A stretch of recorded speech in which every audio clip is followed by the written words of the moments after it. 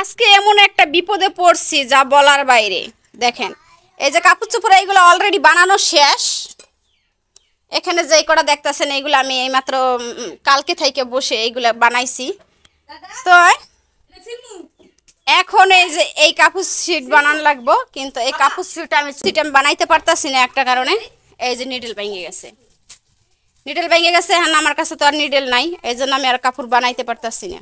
ওই যে অলরেডি কতগুলো এখনো বানানো বাকি আছে। আর আজকে হয়েছে হইলো আমার ভাইয়ের শালি রয়েছে গায়ে হলুদ, সেখানে যাব, এই জন্য আমি কাপড় বানাইতেছি তাড়াহুড়া করে। কিন্তু আমার কাপড় অবস্থা খারাপ, বানাইতে পারতাছি না এখন নিডেলের জন্য।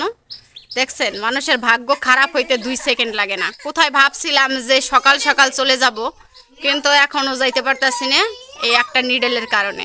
আর আমাদের বাজারও অনেক দূরে, যেখানে নিডেল বিক্রি করে সেই বাজার অনেক দূরে, এই জন্য কিনাও সম্ভব না। এখন কি করা যায়? এখানে টেবিলে আছে কাঁঠাল, আমি কাঁঠাল খাইয়ে রাখি।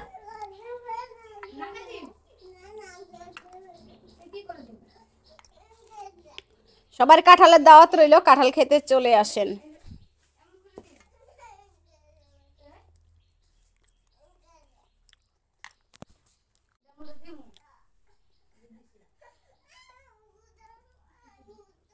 কাঁঠাল ফলটা আমার একেবারে বেশি পছন্দ না, খুবই না পছন্দ। কাঁঠাল যদি কসকসা কাঁঠাল হয় তাই আমার খাইতে ভালো লাগে।